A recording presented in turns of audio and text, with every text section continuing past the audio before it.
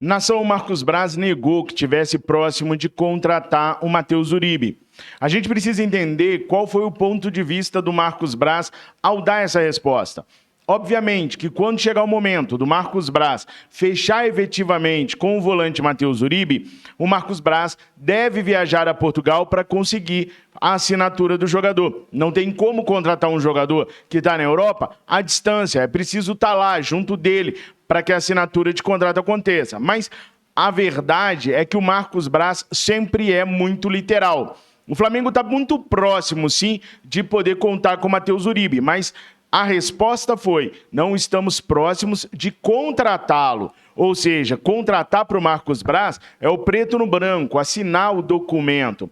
O Flamengo está conversando com o Porto para ver se consegue a liberação do jogador para que ele venha agora. O Flamengo tem interesse no Uribe para agora, para abril, para esse mês aqui. Só que o contrato dele vai até o final da temporada. Mesmo o Porto tendo sinalizado com a não renovação contratual dele, o Porto ainda quer contar com o jogador até o final da temporada. É um jogador importante, é um jogador que faz um box-to-box muito bom para a equipe do Porto e dificilmente o Porto vai liberá-lo antes. Então o Flamengo lida com o Porto nesse momento, até porque o jogador tem emprego, o jogador tem contrato assinado. Então o Flamengo não pode só acertar com o atleta.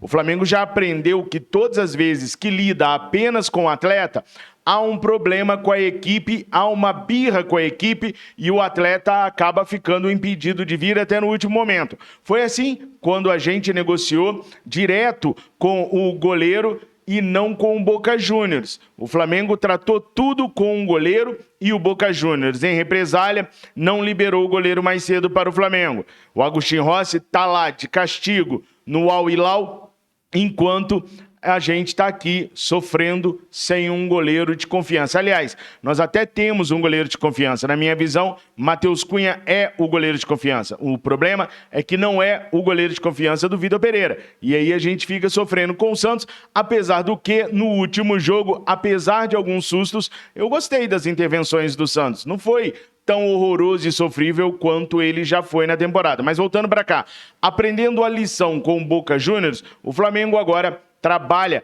para lidar com o Porto de uma maneira melhor. O Flamengo já tem uma proximidade com o Porto, porque na última temporada o Flamengo foi assistir ao clássico entre Porto e Benfica. E o Flamengo foi convidado pelo Porto a assistir na cabine destinada a torcedores do Porto. E Marcos Braz e Bruno Spindel chegaram a comemorar os gols do Porto sobre o Benfica, que naquele momento era dirigido por Jorge Jesus. Então há sim uma proximidade e o Flamengo está sim tentando a liberação do Matheus Uribe o quanto antes. Daí, quando o Flamengo conseguir a liberação do Uribe, aí provavelmente o Braz e o Spindel devem ir até a Europa para poder sacramentar a contratação do atleta. Até então, todas as tratativas serão realizadas através de videoconferências, de celular, de conversas e de troca de e-mails. Agora saiu uma notícia bem interessante aí hoje sobre a situação do Fabrício Dias, né? Eu tinha relatado para vocês há algumas semanas que o Fabrício Dias e o seu staff estavam estudando se iriam para o Barcelona agora ou se ficariam aqui na América do Sul mais um tempo para só depois se transferir para a Europa. E o Fabrício Dias tomou a sua decisão. A decisão foi de ficar na América do Sul mais um tempo e só ir para a Europa depois. Agora, por que ele tomou essa decisão? Porque ele quer vencer uma Libertadores da América? Porque ele sonha em jogar no Mengão Queridão ou no River Plate, que são clubes que estão atrás dele? Não, não é bem assim. Eu não vou enganar vocês, né, pessoal? O Fabrício Dias sabia que se ele fosse para o Barcelona agora, ele seria banco de reservas e teria poucos minutos, o que o atrapalharia na escalada dele junto à seleção do seu país. E ele quer continuar em evidência, quer continuar subindo, até para se valorizar e valer mais à frente valores mais pomposos. Se ele sai agora, ele iria pegar pouco dinheiro para ele e o salário dele não seria um grande salário. Ele teria que correr muito atrás lá no Barcelona, ser emprestado muitas vezes para só então poder ter uma valorização salarial. Futebol é business. Business is money. Portanto, futebol é dinheiro. Então, o staff do Fabrício Dias acha melhor ele ficar aqui na América do Sul, num clube do tamanho de um River Plate ou de um Flamengo, para ele ser valorizado aqui. E quando sair para a Europa, já sair com um salário top, já sair com recebimentos top, e por isso a decisão por permanecer aqui na América do Sul. Agora cabe ao Flamengo saber se vai investir mesmo no jogador ou se vai perder mais uma oportunidade. Tem muita gente dizendo que é ou Uribe ou Fabrício Dias. Pelo que eu apurei, não é um ou outro. Quer ver só? No caso do Ângelo e do Arthur, ou é um ou é outro. No caso do Fabrício Dias e do Matheus Uribe, não. O Flamengo enxerga no Fabrício Dias um jogador para ter mais longevidade na equipe rubro-negra, para assumir um posto, não agora exatamente, mas sim um pouco mais adiante.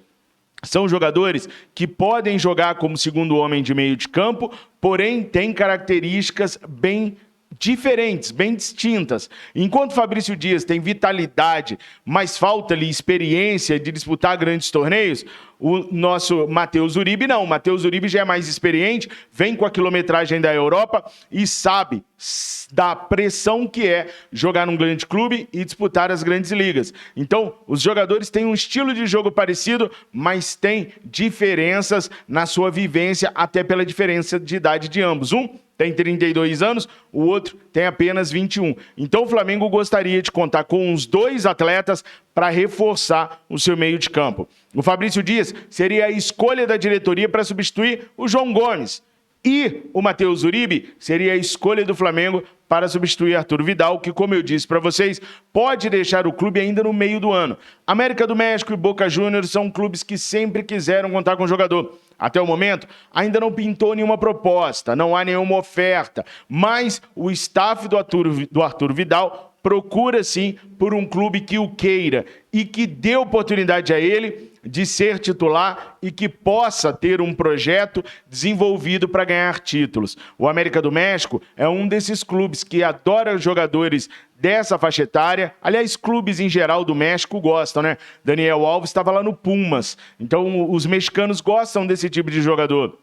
E pode ser que o América, perdendo o Matheus Uribe, porque o América do México também está na disputa pelo Matheus Uribe, mas o Uribe quer o Flamengo. Então pode ser que eles perdendo o Uribe, eles venham à carga por Arthur Vidal. E aí, se não houver nenhum prejuízo financeiro para o Flamengo não deve impedir a saída de Arthur Vidal e pode ser que haja uma troca. Vidal por Matheus Uribe, mas não uma troca entre Flamengo e Porto, e sim uma troca entre Flamengo e América do México. Vale a pena a gente acompanhar, porque essas últimas semanas vão ser deliciosas para quem gosta de acompanhar o mercado da bola, uma vez que está fechando a janela dia 4 de abril. Então, Marcos Braz, Bruno Spindel e todos aqueles que são responsáveis pelo setor de contratações do Flamengo vão correr contra o tempo para tentar reforçar a equipe rubro-negro. O Flamengo tenta ainda também um lateral direito e um ponta direita. Felipe Luiz